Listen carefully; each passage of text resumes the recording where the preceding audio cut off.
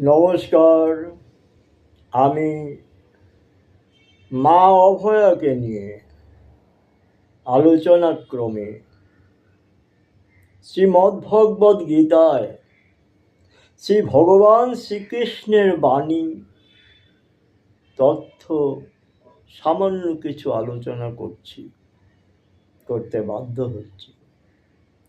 ভগবান শ্রীকৃষ্ণ বলেছেন অর্জুনকে, ন জায়তে মিয়তে বা কদাচিৎ ন অয়ং ভূত্যা ভবিতা বা ন ভুবঃ অজো নিত্যঃ শাশ্বত অয়ং পুরাণো ন হন্যতে হন্যমানে শরীরে।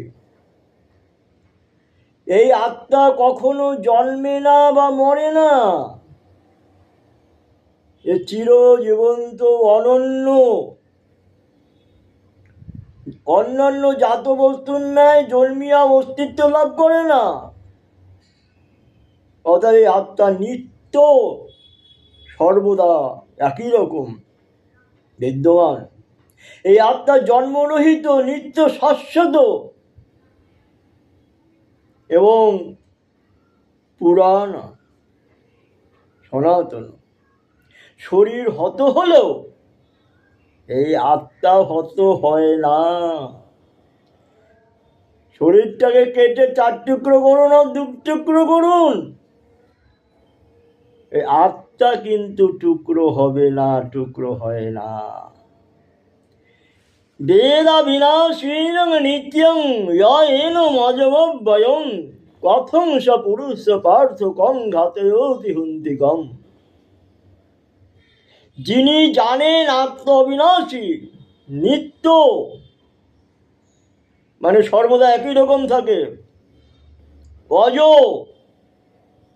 যাকে জয় করা যায় না, অব্যয়, যার ক্ষয় নেই, হে পার্থ, সে পুরুষ কি প্রকারে কাহাকে হত্যা করেন বা হত্যা করেন? যিনি এটা জানেন আত্মাকে বধ করা যায় না, হত্যা করা যায় না, সে কি করে আত্মাকে হত্যা করবে আর নিজেকে বধ করবে? কখনই সম্ভব নয়। বাসাংসি জীর্ণানি যথা বিহায় নবানি গৃহ্ণাতি নরূপরাণি তথা শরীরানি বিহায় জীর্ণানি অন্যানি সংয়াতি নবানি দেহি।